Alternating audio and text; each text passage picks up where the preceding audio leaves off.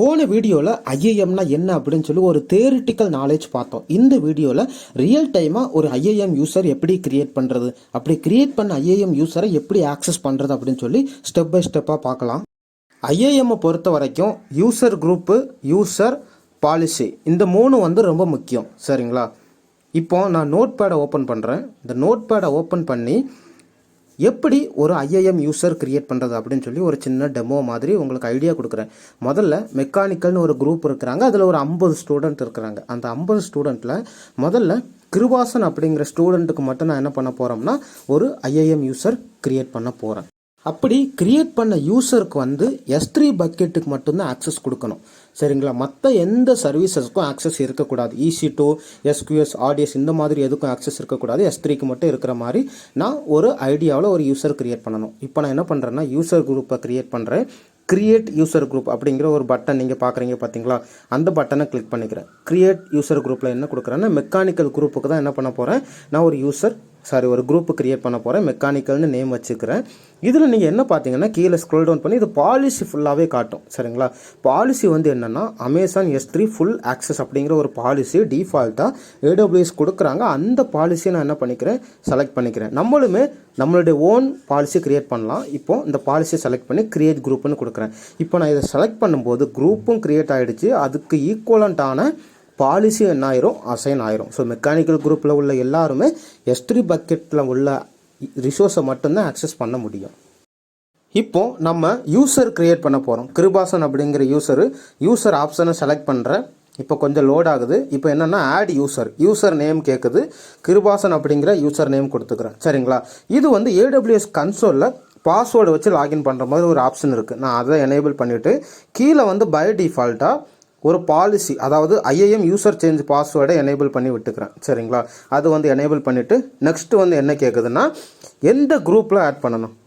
நான் மெக்கானிக்கல்னு ஆல்ரெடி ஒரு group create பண்ணி வச்சுருக்கிறேன். அந்த குரூப்பில் ஆட் பண்ணி நெக்ஸ்ட்டு ரிவ்யூன்னு கொடுத்து கிரியேட் யூசர்னு கொடுத்துக்கிறேன். சரிங்களா? இப்போ யூசர் கிரியேட் ஆகி அந்த யூசரை எப்படி நம்ம ஆக்சஸ் பண்ணுறதுன்னு சொல்லி ஒரு URL வந்துடும். URLக்கு அப்புறம் நம்மளுக்கு என்னென்னா பாஸ்வேர்டும் அவங்க கொடுத்துருவாங்க.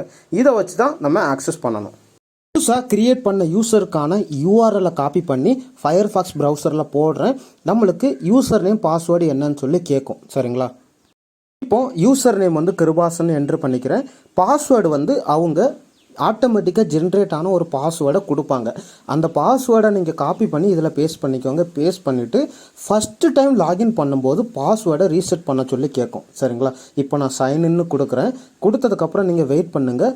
ஃபஸ்ட்டு டைம் நீங்கள் லாகின் பண்ணுறதுனால பாஸ்வேர்டை ரீசெட் பண்ண சொல்லி கேட்கும். எதற்காகனா நம்ம ஃபஸ்ட்டு டைம் பாஸ்வேர்டை ரீசெட் பண்ணுறதுக்கான பாலிசியை எனேபிள் பண்ணியிருக்கிறோம்.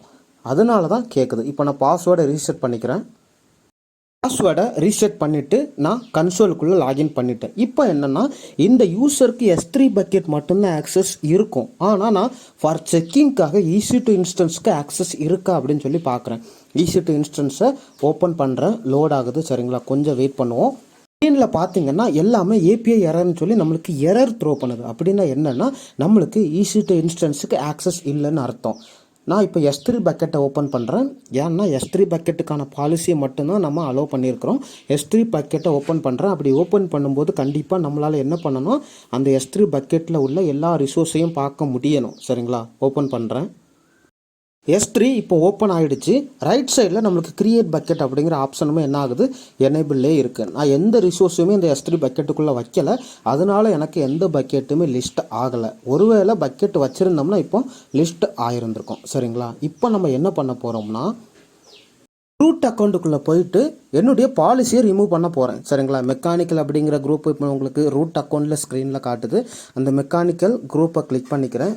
கிளிக் பண்ணி உள்ளே போய் S3 பக்கெட் பாலிசியை ரிமூவ் பண்ணி விட போகிறேன். சரிங்களா? சிஸ்டம் ஸ்லோவாக இருக்கிறதுனால கொஞ்சம் வெயிட் பண்ணுங்கள். லோட் ஆகுது. மெக்கானிக்கல் குரூப்புக்குள்ளே வந்துட்டு அதில் பெர்மிஷன் அப்படிங்கிற ஆப்ஷன் காட்டுது. ஸோ பெர்மிஷனை கிளிக் பண்ணி அதில் S3 பக்கெட் பாலிசி என்ன காட்டுது, நம்மளுக்கு அப்ளிகபிளாக இருக்குது. அதை கிளிக் பண்ணி ரிமூவ் பண்ணிக்கிறேன். ஸோ அந்த பாலிசியை ரிமூவ் பண்ணிட்டோம்னா இப்போ என்னுடைய கிருபாசன் அப்படிங்கிற யூசர் என்ன பண்ணக்கூடாது, அதாவது IAM யூசரால் S3 பக்கெட்டை ஆக்சஸ் பண்ணக்கூடாது. ஸோ நான் இப்போ ஃபயர்ஃபாக்ஸ் ப்ரௌசருக்கு வந்துட்டு ரிஃப்ரெஷ்னு கொடுக்குறேன். S3 பக்கெட்டை என்ன பண்ணக்கூடாது, ஆக்சஸ் பண்ணக்கூடாது. எதனாலனா மெயின் ரூட் அக்கௌண்ட்டில் போயிட்டு நான் S3 பக்கெட் பாலிசியை கிருபாசன் அப்படிங்கிற யூஸருக்கு ரிமூவ் பண்ணிட்டேன். சரிங்களா? இப்போ இன்னும் நம்மளுக்கு அது ரிஃப்ளெக்ட் ஆகலைன்னு நினைக்கிறேன். இப்போ என்ன பண்ணலான்னா திரும்ப கிரியேட் பக்கெட் அப்படிங்கிற ஆப்ஷனை கிளிக் பண்ணி பார்க்குறேன். அதாவது ஆக்சஸ் இருந்துச்சுன்னா க்ரியேட் பண்ண முடியும், இல்லைன்னா க்ரியேட் பண்ண முடியாது. ஸோ ஆக்சஸ் இன்னும் ரிமூவ் ஆகலைன்னு நினைக்கிறேன். ஸோ நான் கேன்சல் கொடுத்துக்கிறேன். கேன்சல் கொடுத்து திரும்ப ஒரு தடவை பேஜை ரிஃப்ரெஷ் பண்ணிக்கிடுவோம். மெயின் பக்கெட்குள்ளே போய்ட்டு இப்போ வந்துருச்சு பார்த்தீங்களா, you don't have permission to list buckets. So இப்போ அந்த S3 பக்கெட் பாலிசியை ரிமூவ் பண்ணதுனால இதில் என்ன ஆகுது, உங்களுக்கு பெர்மிஷன் இல்லைன்னு வருது. சரிங்களா? இப்போ திரும்பியும் ஒரு தடவை என்ன பண்ண போகிறோம்னா ரூட் அக்கௌண்ட்டை லாகின் பண்ணியிருக்கக்கூடிய குரோம் ப்ரௌசருக்கு வந்துட்டு திரும்பி அதே பாலிசியை எனேபிள் பண்ணி விட போகிறோம். சரிங்களா? டபுள் செக்அப் பண்ண போகிறோம். பாலிசியை என்ன பண்ணுறேன்னா நான் சர்ச் பண்ணுறேன் S3 பக்கெட் அப்படிங்கிறது. ஸோ இதில் பண்ணக்கூடாது. மேலே ஆட் பெர்மிஷன் அப்படிங்கிற ஒரு ஆப்ஷன் காட்டுது பார்த்தீங்களா, right side. So add permission கொடுத்து அட்டாச் பாலிசி. ஸோ அந்த பாலிசியை அந்த குரூப்பில் திரும்ப அட்டாச் பண்ணி விடணும். ஸோ அதில் நான் S3 பக்கெட் பாலிசி அப்படிங்கிறத சர்ச் பண்ணுறேன். ஸோ ரெண்டாவதாக வருது. ஸோ அதை செலக்ட் பண்ணி கீழே ஸ்க்ரோல் டவுன் பண்ணி ஆட் பெர்மிஷன் கொடுத்துக்கிறேன். சரிங்களா? ஸோ இப்போ கிருபாசன் யூஸருக்கு மெக்கானிக்கல் குரூப்பில் பெர்மிஷன் ஆட் ஆகிட்டு திரும்ப ரெஃப்ரெஷ் பண்ணி பார்த்தீங்கன்னா இப்போ பக்கெட்டுக்கான ஆக்சஸ் திரும்ப வந்திருக்கணும். ஸோ வந்துட்டு பார்த்தீங்களா? ஸோ போன தடவை காட்டின மாதிரி எரர் நம்மளுக்கு எதுவும் டிஸ்பிளே ஆகலை. ஸோ இப்படி தாங்க ஒரு IAM யூஸர் க்ரியேட் பண்ணுறது. IAM யூஸருக்கான பாலிசி எனேபிள் பண்ணி கரெக்டான குரூப்பில் அட்டாச் பண்ணுறது. இப்போ நம்ம ஒரே ஒரு யூஸருக்கு மட்டும் இவ்வளோ டெமோ காட்டணும். ஒருவேளை இன்னும் நிறைய யூஸர் க்ரியேட் பண்ணணும் அப்படின்னா என்னென்னா சும்மா யூஸர் மட்டும் க்ரியேட் பண்ணி இதே குரூப்பில் ஆட் பண்ணி விட்டுட்டோம்னா S3 பக்கெட்டுக்கான பாலிசி மட்டும் அப்ளிகபிள் ஆகும். ஸோ இப்படி தாங்க நம்ம ஒரு ரியல் டைமாக IAM எப்படி ஹேண்டில் பண்ணுறது அப்படிங்கிறது தெரிஞ்சுக்கணும். ஒருவேளை ஏதாவது டவுட் இருந்துச்சுன்னா கீழே கமெண்ட்டில் சொல்லுங்கள். கற்போம் கற்பிப்போம். நன்றி.